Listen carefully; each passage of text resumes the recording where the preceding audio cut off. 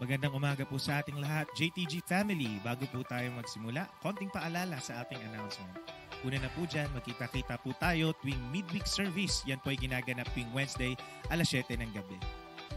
Magsama-sama rin po tayo every month. Tayo yung may Fuel Night Friday po natin yung ginaganap 7 p.m. dito po sa ating JTG GMA Hall. Also, we would like to encourage everyone at full capacity na po tayo sa ating Sunday worship service. Meron po tayong 8 a.m. at 10 a.m. That's on-site. At nagsusupport tayo online 10 a.m. to 11:30 a.m. at jtg.gma.ph. And finally, we encourage everyone, sumali na kayo sa ating mga small groups. May 3 pamamaraan kung paano po tayo sasali. Meron po tayong Bible study group, discipleship group, at connect group. According to your age, we have youth, young adults, and men's and women's connect group. Simulan na po natin ang ating morning devotion. Muli, magandang umaga po sa lahat.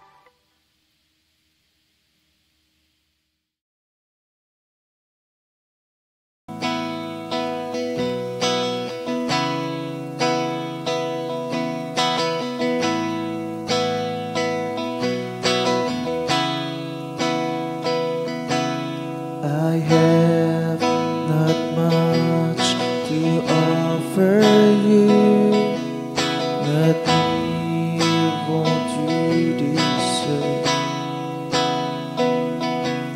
but still I come because your cross has placed in me my worth.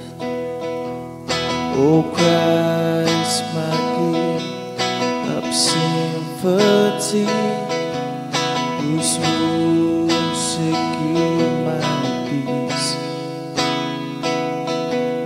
Your grace extends to call me friend.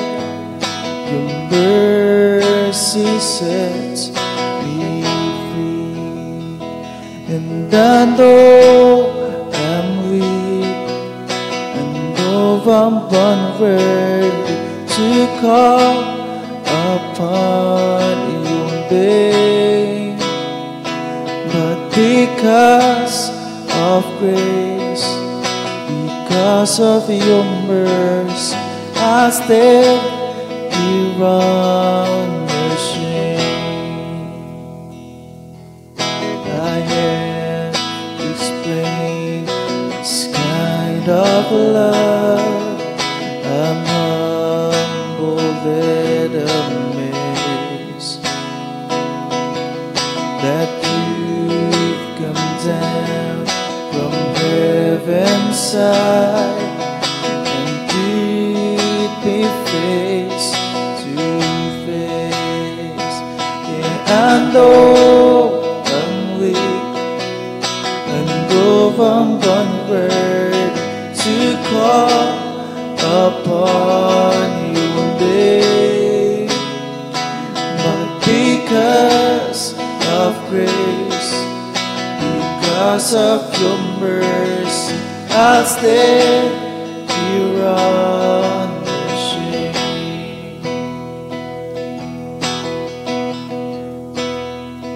Here I am at your feet, in my brokenness complete. Here I am at your feet, in my brokenness complete. Here I am at your feet, in my brokenness complete. Here I am at your feet, in my brokenness complete. I know I'm weak, I know I'm unworthy to call upon your name, but because of grace, because of your mercy, I stand here unashamed.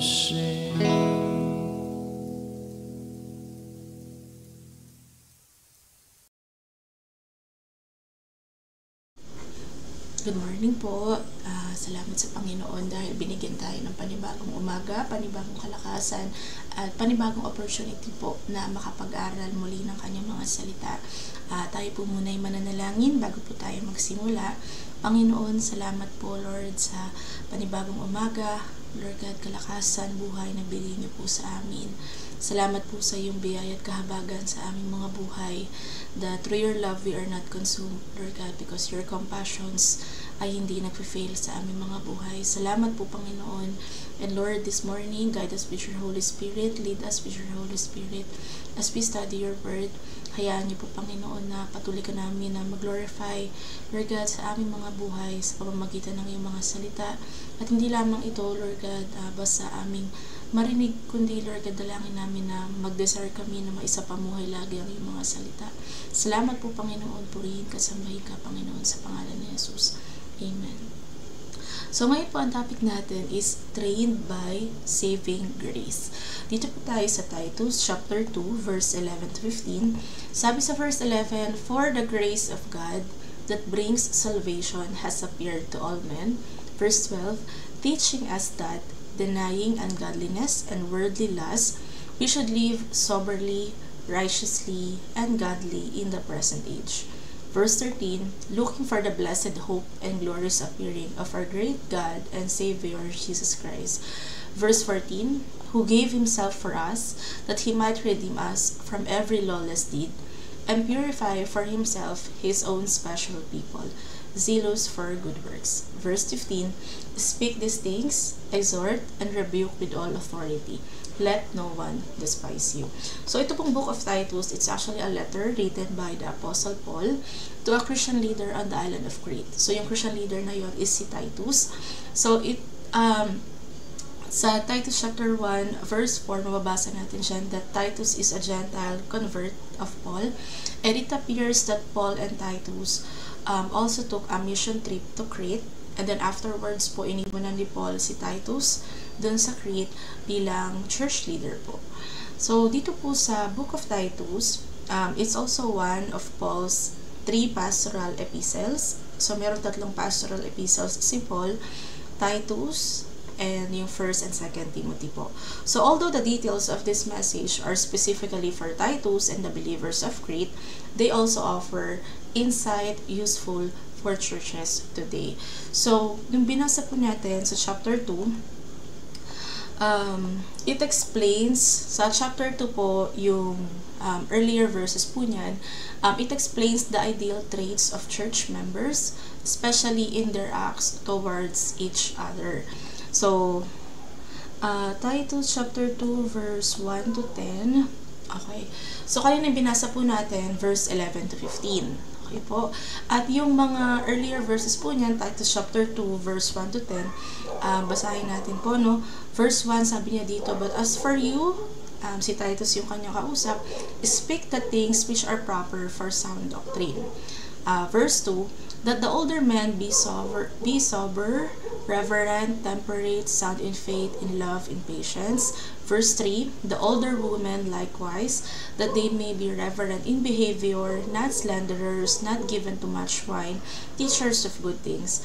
Verse 4, "That they admonish the young women to love their husbands, to love their children, to be discreet, chaste, homemakers, good, obedient to their own husbands, that the word of God may not be blasphemed."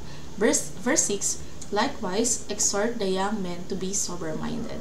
Verse 7, "In all things, showing yourself to be a pattern of good works, in doctrine, showing integrity, reverence, incorruptibility." Verse 8, "Sound speech that cannot be condemned, that one who is an opponent may be ashamed, having nothing evil to say of you."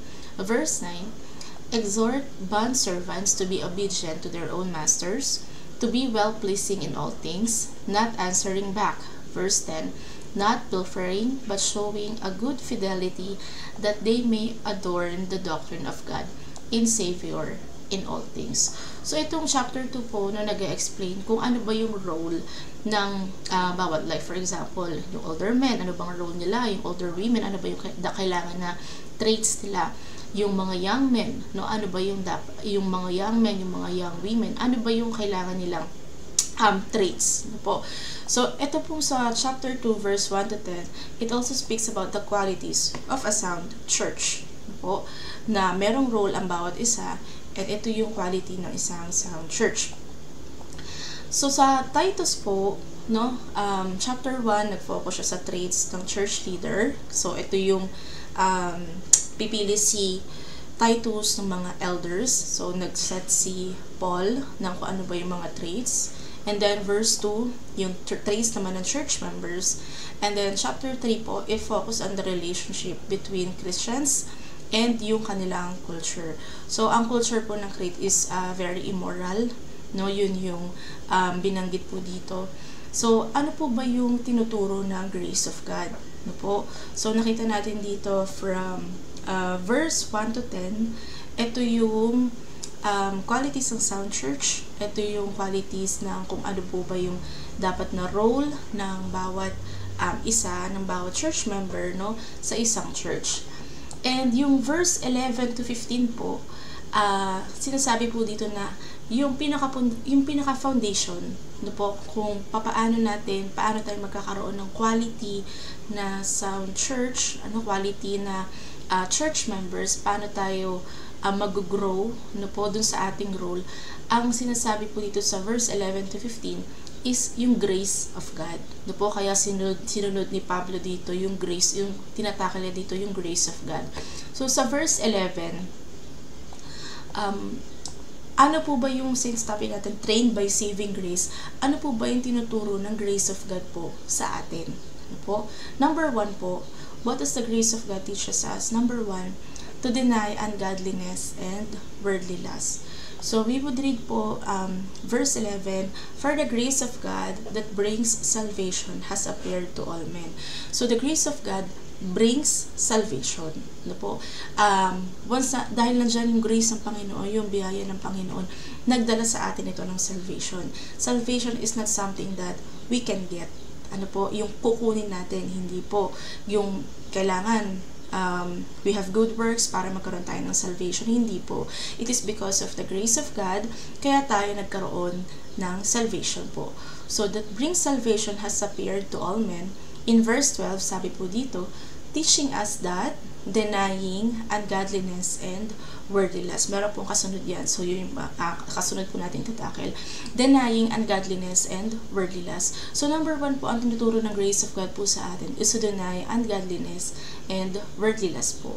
So, sa atin po, kapag naunawahan talaga natin yung grace of God, sabi nga po dun sa isang nabasa ko na, hindi natin i-avoid yung ungodliness, hindi natin i-avoid yung worldly lust, kundi i-renounce talaga natin. Magkaiba yung iiwasan mo. Yung bang talagang umiiwas ka dun sa bagay na yun, gagawin mo lahat para makaiwas ka. Tama naman po yun.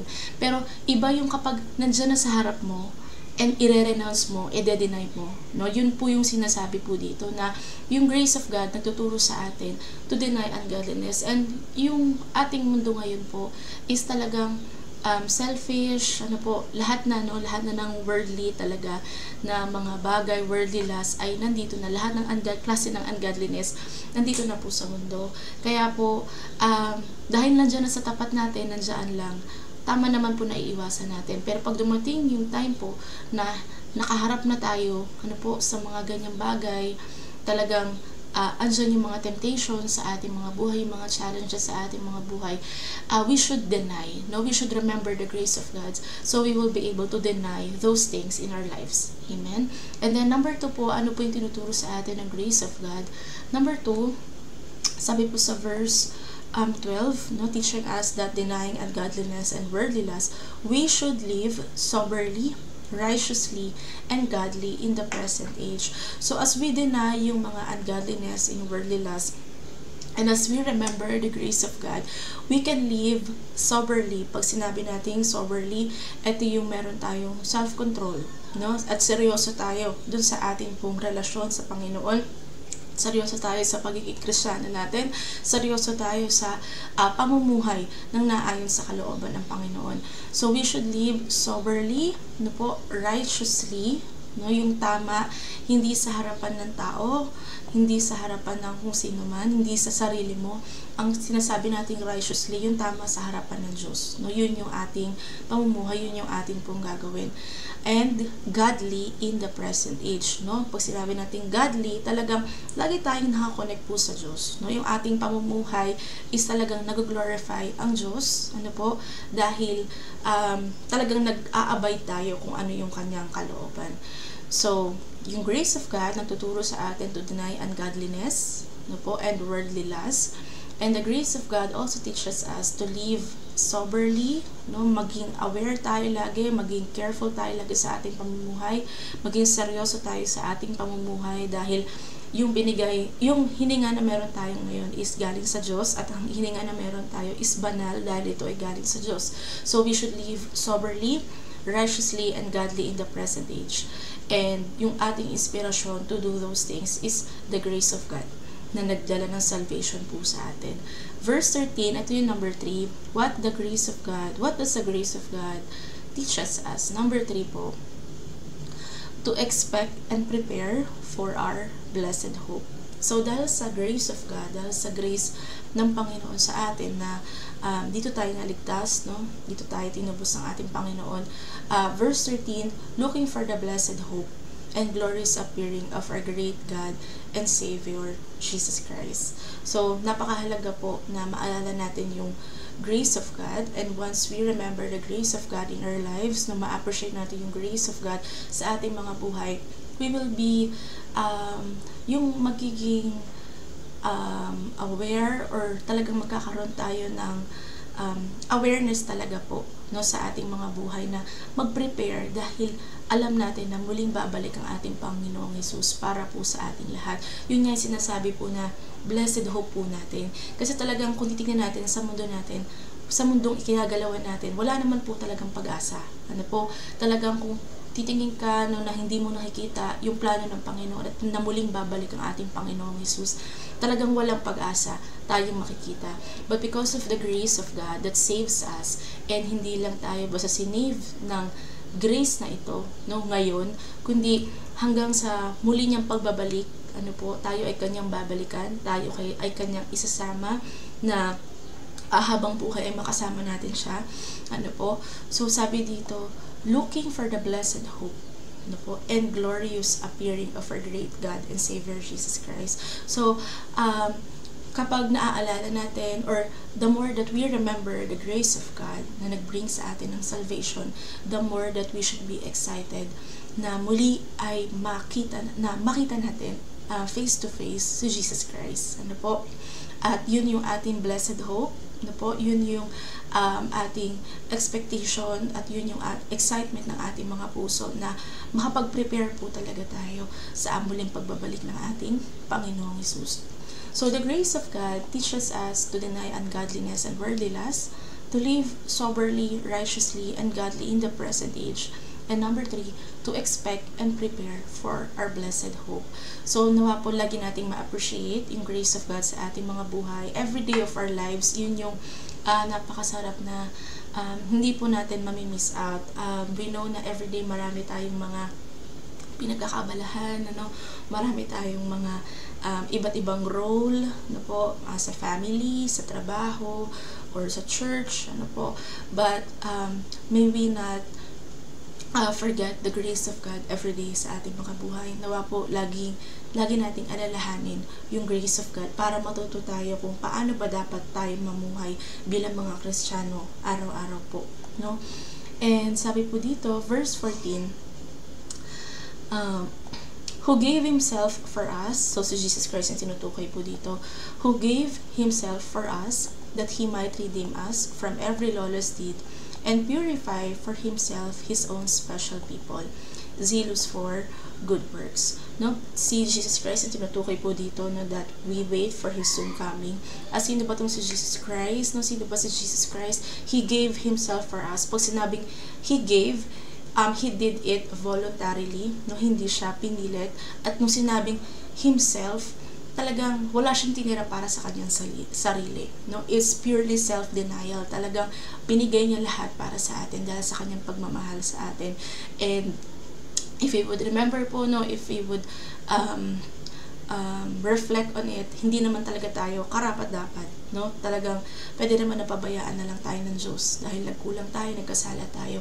But because of the grace of God, ano po, sa ating mga buhay, Jesus Christ gave Himself for us. Binigay niya lahat ng hindi siya nag-expect ng kailangan magpakabuti ka muna, kailangan ganito, kailangan mabigay mo sa akin ng ganito. Hindi. But because of the grace of God, no, it's purely the grace of God na nag-save po sa ating lahat. No po, who gave Himself for us that He might redeem us, no, from every lawless deed.